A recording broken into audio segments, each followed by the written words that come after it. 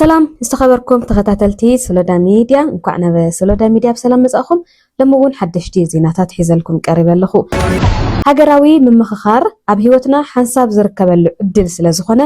ንዕውትነት ከይተሐለልና ክንሰርሕ ኣለና ክብሉ ባይቶ ተወከልቲ ህዝቢ ገሊጾም ሃገራዊ ኮሚሽን ምምኽኻር ኢትዮጵያ ሃገራዊ ሙሉእ ጉባኤ ንምጅማር ምድላዋት ይዛዘም ከም ዘሎ ኣብ ባይቶ ተወከልቲ ህዝቢ ኣብ ዝተኻየደ ዘተ ኣፍሊጡ ኣብቲ ዘተ ኣብ ክልል ትግራይ ሓዊሱ ኣብ ሓጺር እዋን ሃገራዊ ዋዕላ ምምኽኻር ክጅምር ብዝኽእሉ ጉዳያት ዝተረፉ ዕማማት ብቁልጡፍ ብምዝዛም ሰፊሕ ዘተ ተኻይዱ እዩ ኣብ ክልል ትግራይ ንዝካየድ ምምኽኻር መሰናድኦ ስራሕቲ ብዝተወደበ መልክዑ ከም ዝተሰላሰለን ጊዜያዊ ምምሕዳር ካልኦት መዳርግቲ ኣካላትን ዘሳተፉ ዝተፈላለዩ ቅድመ ኣጀንዳ ምትእኽኻብ መድረኻት ከም ዝተኻየዱ ካብቶም መድረኻት ከም ዝተረኸበን ተገሊጹ ብሄራዊ ምምኽኻር ኮሚሽን ህልው ኩነታት ክልልና ኣብ ግምት ዘእተወ ኣገባብ ብምጥቃም ንሃገራዊ ምምኽኻር ክልል ትግራይ ዝኸውን ኣጀንዳ ብምጥርናፍን ንሃገራዊ ምምኽኻር ተሳተፍቲ ብምምራፅን ዝተረፉ ዕማማት ንምፍጻም ኣብ ስምምዕ ከም ዝበጽሐ እውን ተገሊጹ ነዚ ንምትግባር ድማ ንመላእ ህዝቢ ትግራይ ኣብቲ ክልል ዝንቀሳቐሱ ፖለቲካዊ ውድባት ምሁራት ሲቪል ማሕበራትን ዝምልከቶም ኣካላትን ምስ ስራሕቲ ኮሚሽን ብምትሕባር ንመንግስቲ ክልል ትግራይ ኣጀንዳ ኣብ ምድላውን ንዋዕላ ተሳተፍቲ ኣብ ምምራፅን መልእኽቲ ተላኢኹ ሃገራዊ ምምኽኻር ታሪኻዊ ስግረ ደባዊ ኣብ ህይወት ሓንሳብ ዝርከበሉ ዕድልን ወሳኒ ምዕራፍን ምዃኑ ዝገለጸ ቤት ምኽሪ ኩሎም ኢትዮጵያውያን ብዘያፈላላይ ንዕውትነት ሃገራዊ ምምኽኻር ብሓባር ክንሰርሕ መልእኽቲ ኣመሓላሊፉ ለምውን ኣፍ ደገ ሰላም ክፉት ምዃኑ ብምግላጽ ፖለቲካዊ ጉዳይ ኣለኒ ዝብል ዝኾነ ውድብ ኣብ ዝተፈላለየ ከባቢታት ኣብ ጎንፂ ዝርከቡ ዕጡቓት ሓይልታት ሓዊሱ ጉዳያቶም ከም ኣጀንዳ ብሰላም ናብ ኣማኻሪ ኮሚሽን ከቕርቡ ደጊሞም ፀዊዖም ቤት ምኽሪ ነቲ ዘተዛዚሙ ድሑር ፖለቲካዊ ባህልና ብመሰረቱ ንምቕያርን ሃገራዊ ኣማኻሪ ዋዕላ ብዓወት ንምዝዛም ኣብ ዝግበር ጻዕሪ ኩሉ እጃሙ ክጻወት ፀዊዑ ኣብቲ ዘተ ኣፈ ጉባኤ ባይቶ ወከልቲ ህዝብታት ምክትል ኣፈ ጉባኤ ሚኒስቴር ዲኤታ ውሽጣዊ ጉዳያት ሓላፍን ምክትል ሓላፍን ሃገራዊ ኣማኻሪ ኮሚሽን ሓዊሱ ኩለን ኮሚሽናት መራሕቲ ቀዋሚ ኮሚቴ ጉዳይ ዲሞክራሲያዊ ጉዳያትን ካልኦት መዳርኽቲ ኣካላትን ተሳቲፎም እዮም መኸተ ፀረ ግዕዚና ብምሉእ ሕብረተሰብን ኩሎም ትካላትን ክውነን ይግባእ ክትብል ከንቲባ ምምሕዳር ከተማ ኣዲስ ኣበባ ኣዳነች ኣበቤ ገሊጻ ሎሚ ወለዶ ብስነ ምግባር ትካል ብተግባር ብዝብል መሪሕ ቃል መበል 22 ዓለም ለኸ መዓልቲ ፀረ ግዕዚና ኣብ እንኽብረሉ ዘለና እዋን እዩ ብልሽውና ንምምካት ተወፋይነትናን መብፃዕናን ንሕድስ ኣለና ኢሎም ኣብቶም ዝሓለፉ ዓመታት ለውጢ ምንጪ በደልን ዕንቅፋትን ብልጽግናና ኮይኑ ዝጸንሐ መኸተ ኣንጻር ግዕዚና ነቲ ቅድሚ ሕጂ ዝነበረ ኣሰቃቂ ብመንግስቲ ዝተወደበ ስርቂ ንምውጋድ ከም ዘኽእል እውን ገሊጻ ከም ሃገርን ከም ከተማን ሃፍቲ ህዝብን መንግስትን ኣብ ጉቡእ ፕሮጀክትታት ልምዓት ብምውፋር ዘደንቕ ውፅኢት ልምዓት ክነርኢ ከም ዝተኽኣለ እውን ተመልኪቱ ብተወሳኺ መንግስቲ ስርዓታዊ ዝተወደበ ስርቂ ክነወግድ እንኽእል እኳ እንተኾነ ብሰበስልጣን መንግስትን ሰራሕተኛታትን ዝፍጸም ውልቀ ስርቅን ጉቦን ዝለዓለ ትኹረት ዝሓትት ስለ ዝኾነ ናብ ግዕዚና ዘብጽሑ ኣገባብ ምዕጻው ከም ዘደሊ ገሊጸን ብልሽውና ካብ ምንጪ ንምጥፋእ ተጀሚሩ ዘሎ ናይ ተሃድሶ ጻዕሪ ብምጥንኻር መንግስታዊ ኣገልግሎት ብቴክኖሎጂ ዝበቅዕ ብምግባርን ተሓታትነት ብምትካልን ቃልሲ ኩለን ትካላትን ጻዕሪ ኩሉ ክፋላት ሕብረተሰብን ሙሉእ ብምሉእ ክፍጸም ትጽቢት ይግበር ስድራ ሕብረተሰብ ሃይማኖታዊ ትካላት ኣብያተ ትምህርቲ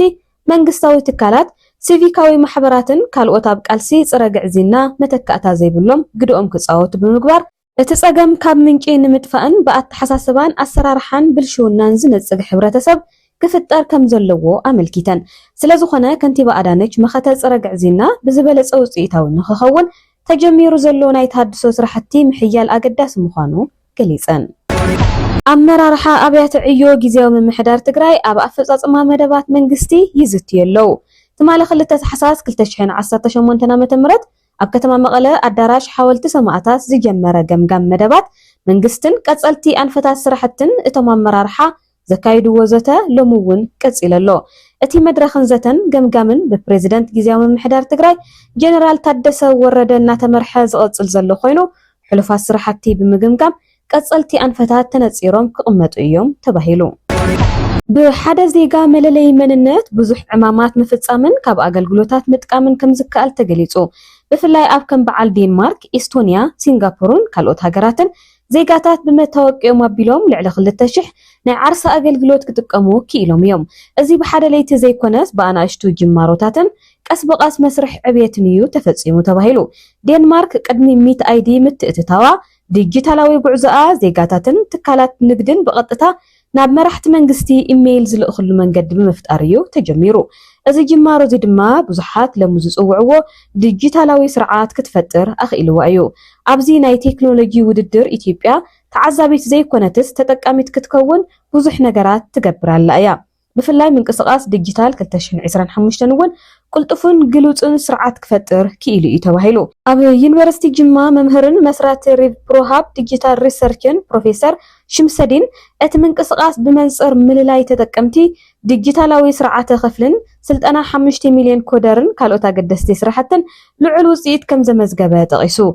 እቲ ስርዓት ኣብ ዝተፈላለዩ ዓውድታት ዝነበረ ብኽነት ግዜን ሃፍትን ከም ዝነከየ መብርሂ ብምሃብ ኣብ ሌስቶ ተግባራዊ ዝኾነ ስትራቴጂ ዲጂታል 2030 ኣብ ፍልጠት ዝተመርኮሰ ቁጠባ ንምህናጽ ዝሕግዝ መንገዲ ምዃኑ ንኤንቢሲ ኒው ዴይ ኣብርሂቡ እዚ ዕውት ንኽኸውን ድማ ዜጋታት ሓቀኛ ሓበሬታ ኣብ ምሃብ መሻርክቲ ክኾኑ ዘለዎም ተሓቢሩ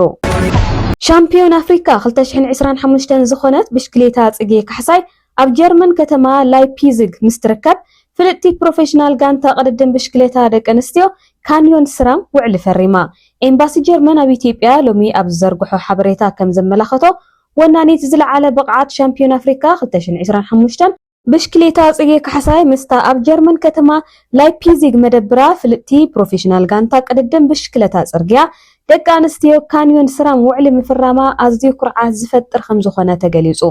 ኮኸብ ብሽክሌታ ጽጌ ካሕሳይ ኣብ ትግራይ ዝጀመረቶ ውድድር ኣብ ሕዳር 2025 ኣብ ኬንያ ሻምፒዮን ማልያታት ጁኒየር አይቲትን ሮድ ሬስን ደቂ ኣንስትዮ ኮይና እያ ዝበለ እቲ ኤምባሲ ጉዕዞኣ ካብ ምዝዋር ብሽክሌታ ሓሊፉ ምልክት ትብዓትን ቆራጽነትን ጻዕርን ብምዃና እውን ኩርዓት ዝፈጥር እዩ ኸብል እቲ ኤምባሲ ንብሽክሌታ ጽጌ ካሕሳይ ዘለዎ ናዕዳ ገሊጹ ዋና ጸሓፊ ኒቶ ማርክ ሩቶ ሩስያ ቀጻሊ ዒላማ ክትገብረና ድሉት እያ ኸብል ገሊጹ ብተወሳኺ ኣባል ሃገራት እቲ ኺዳን ህጹጽ ስጉምቲ እንተዘይተኣወሲደን መጻኢ መንገድና ብሓደጋ ዝተመልአ እዩ ኸብል ሓቢሩ ሩቶ ኣብ ጀርመን ከተማ በርሊን ኣብ ዘስምዖ መደረ ሕጂ ሓይልና ዘሕይለሉ እዋን እምበር ነብስና እንኳዕ ሓጎሰኪ ንብለሉ ግዜ ይኮነን ክብል ተሰሚዑ ኣሎ ኔቶ ዘጋጠሙ ሓደጋን ቅድሚ ምጅማሩ ከመይ ጌርና ደው ክነብሎ ከም እንኽእል ክነግረኩም ሎሚ ኣብ ቅድሚኹም ደው ኢለለኹ ዝበለ ዋና ጸሓፊ ካብ ሩስያ ከቢድ መጥቃዕቲ ከም ዝተፈጸመ ሓቢሩ ኣሎ ገለ ሰባት ክብደት እቲ ኩነታት ዝርድኡ ኣይመስለንን ገለ ድማ ግዜ ኣብ ጎንና ዘሎ ይመስሎም ግና ኣይፋለን እቲ ግዜ ስጉምቲ ሕጂ እዩ ኽብል ኣጠንቂቑ ኣሎ ኔቶ ኣብ ልዕሊ ሩስያ ንዩክሬን ዝሃበቶ ደገፍ ካብ ምጅማር ኩናታት ሒዙ ቁጥዑኡ ክገልጽ ጸኒሑ እዩ ክትዋት ተኸታተልቲ ሶሎዳ ሚድያ ለማንት ዝነበሩና ዜናታት እዚኦም ይመስሉ ነይሮም ሰላም